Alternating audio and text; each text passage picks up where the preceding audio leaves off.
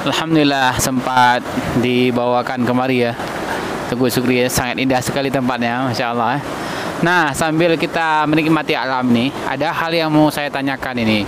Yang mungkin banyak sekali pasien-pasien saya yang sudah pernah saya ruqyah ataupun sahabat Al-Azam subscriber ya, subscriber Al-Azam ya, bertanya, ada seseorang yang sudah diruqyah kemudian 1 minggu sudah sehat, sudah sembuh, tiba-tiba katanya balik lagi sakitnya 1 minggu. Itu kira-kira kenapa itu? Kira-kira dari pengalaman Tengku Sugri sendiri gimana? Ya, Alhamdulillah, terima kasih Ustaz Ali sudah jauh-jauh datang untuk bertanya pengalaman saya ini. Kenapa orang tidak kunjung sembuh setelah berulang kali diruqyah?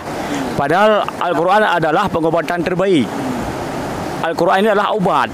Jaminannya Allah. Yang menjaminnya Allah bahwa Al-Quran ini adalah obat. Kenapa enggak kunjung sembuh? Ini ada sebabnya ini.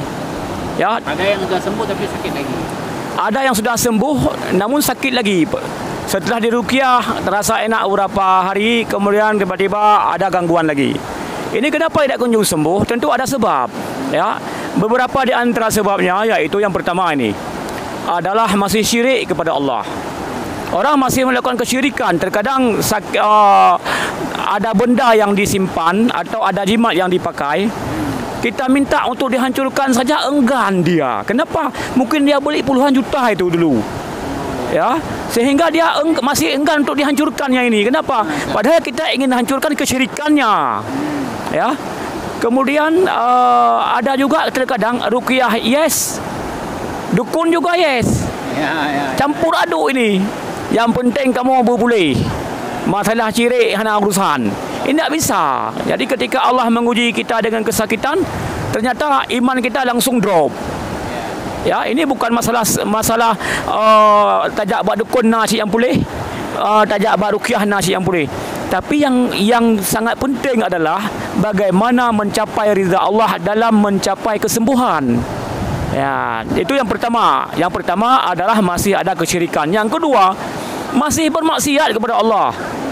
Ini masih maksiat. Pulang ruqyah salatnya masih belum perbaiki. Ya, kemudian masih suka dengan maksiat. Masih buka konten-konten yang tidak bermanfaat bagi dirinya, bahkan lebih cenderung kepada maksiat kontennya. Ya, masih suka selfie kalau cewek-cewek sekarang. Mendingan konten seperti ini ya. Mendingan dakwah, ya.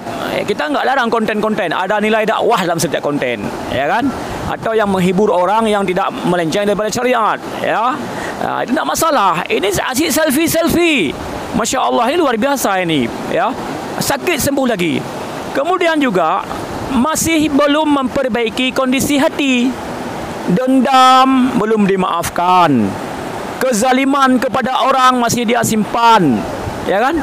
Kemudian juga masih menyimpan sakit hati, iri, dengki. Ini syaitan masih ada ini, ya. Cuman setelah diruqyah melemah sehingga kelihatan dah sembuh, padahal belum sembuh. Ya. Kemudian juga yaitu termasuk yang paling sering kita hadapi adalah orangnya pelit. Padahal syaitan itu mengajak kepada kefakiran. Itu jelas, ya kan? Kenapa dia tidak mengobati pelitnya itu dengan sedekah? Terkadang untuk keluarganya aja pelit dia, untuk dirinya pelit. Bagaimana pelit untuk dirinya? Dia sakit, beli herbal ini, herbal ruqyah, madu dah ada ruqyah, kau bidara, kurma ajwa. Ini nggak mau dia beli, katanya ubat dokter saja ini, sudah ubat medis dari Jerman, puluhan juta kami beli, nak mampan. Ini gangguan jin nih, bukan itu obatnya. Obatnya adalah obat-obat disebutkan dalam Al-Quran atau dalam As-Sunnah yang sudah diruqyah lebih baik. Nah, ini orang untuk dirinya sendiri aja pelit ini. Nah, ini pelit untuk diri sendiri. Kita katakan ini ada obat untuk sakit anda. Dia bilang masih ada obat dokter. Giliran pergi ke dokter kan seharusnya juga dibilang masih ada obat ruqyah. Ini enggak. Berobatnya orang ruqyah, obatnya obat dokter, ini enggak nyambung. Nah, ya, kemudian juga pelit kepada orang yang membantu dirinya. Terkadang dimintanya orang untuk meruqyah dirinya, datang jauh-jauh sekali. untuk membantu meruqyah dirinya. Sedekahnya nggak cukup untuk air PT pun, jangankan untuk makan sambil dia pulang. Sekarang Gojek kah? Gojek. Ya, orang sudah diundang sampai puluhan kilometer ke tempat dia membantu dia.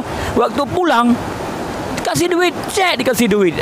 Pakai otak sedikit, kenapa? Seandainya saya suruh jemput dengan Gojek, PP berapa itu? Belum lagi saya kasih dia untuk lebih makanlah sedikit.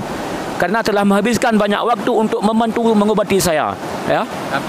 Tapi katanya nggak boleh jual ayat-ayat. Al-Quran ini kan Al-Quran, nggak boleh jual ayat Quran. Itu gimana tuh? Masya Allah, ini luar biasa ini. Ini kita lihat nih, banyak ini air nih. Ini rahmat Allah gratis, nggak bayar. Kalau anda minta dikemas seperti aku, bayar nggak?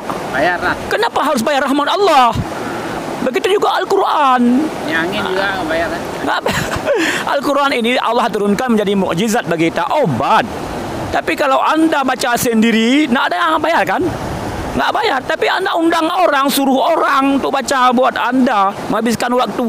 Orang ke tempat, orang kan menghabiskan waktu yang seharusnya dia pergi mencari nafkah buat keluarganya, telah dihabiskan waktu untuk membantu anda mengemas kemasan ini agar menjadi obat bagi anda. Rahmat Allah itu gratis. Kalau anda meminta orang meramunya, meraciknya, mengemasnya untuk anda, itu layaklah dibayar. Kenapa? Ada kos memang di situ. Jadi nasihat yang paling utama nih, jangan panjang-panjang kali lebar. Takut ada jin sungai dia menunggu nanti ya. Nasihat paling utama kepada mereka yang belum kunjung sembuh, paling utama, yang paling penting lah, apa kira-kira? Perbaiki ibadah, perbaiki hati, ya kan? Kemudian perbaiki silaturahmi, ya kan? Kemudian berbanyak sedekah.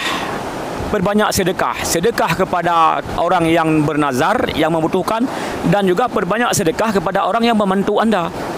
Ya, kemudian satu lagi yang perlu diingat, yang bahwa mengakhiri kezaliman kita kepada orang. Banyak terkadang nggak sembuh-sembuh, utang belum dibayar, duitnya ada, itu kan zalim. Upah orang, dia kerja sama dia, belum dia bayar, duitnya ada, ini zalim. Dia belum mengakhiri kezaliman dari dirinya kepada orang.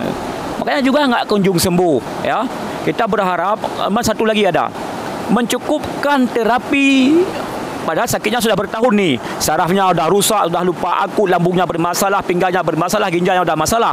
Mencukupkan hanya dengan ruqyah. Padahal pengobatan Islam itu termasuk adalah bekam. Kalau memang perlu dibekam, terkadang orang gangguan jin menganggap cukup dengan ruqyah. Padahal Rasulullah mengatakan bahwa sesungguhnya jin di tubuh anak Adam berjalan mengikuti aliran darah. Darah mana? Darah kotor. Bagaimana mengeluarkannya? Keluarkan dengan hijamah, dengan bekam. Ya, ini banyak sudah terbukti. Sudah lengkap ini. Diruqyah, dibekam, minum herbal yang ada kaitan dengan gangguan jin. Kemudian juga ada ruqyah mandiri. Beberapa hal yang dilakukan oleh diri sendiri, seperti minum air yang diruqyah sendiri. Ada beberapa terapi ruqyah mandiri, termasuk mendengar MP3 ruqyah kan. Ini adalah ruqyah mandiri. Jadi satu paket ini nggak bisa dipisahkan. Kenapa setelah diruqyah masih sakit, hana bagi debu? Disuruh baca Quran enggan.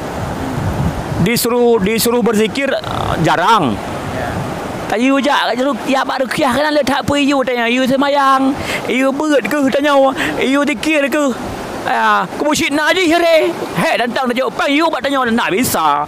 Karena hakikat kesembuhan daripada gangguan jin dengan ruqyah adalah kembalinya jiwa raga kita ini menjadi hamba-hamba yang memang semata-mata beribadah kepada Allah. Ya, amin. Saya rasa demikian Ustaz Ali. Alhamdulillah, terima kasih Tengku Sukri atas wejangannya ya.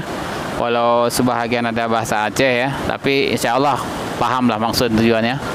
Insya Allah, alhamdulillah kawan-kawan sekalian, mungkin apapun yang anda ingin tanyakan di dalam hati selama ini, baik sahabat saya di Facebook, di IG ataupun di YouTube konten kita ini, makanya sudah terjawab dengan adanya ini ya. Terima kasih ya Tengku Sukri ya. Alhamdulillah, terima kasih. Mohon bagikan apa-apa yang ada disampaikan hari ini, mudah-mudahan bermanfaat kepada orang banyak ya. Assalamualaikum warahmatullahi wabarakatuh.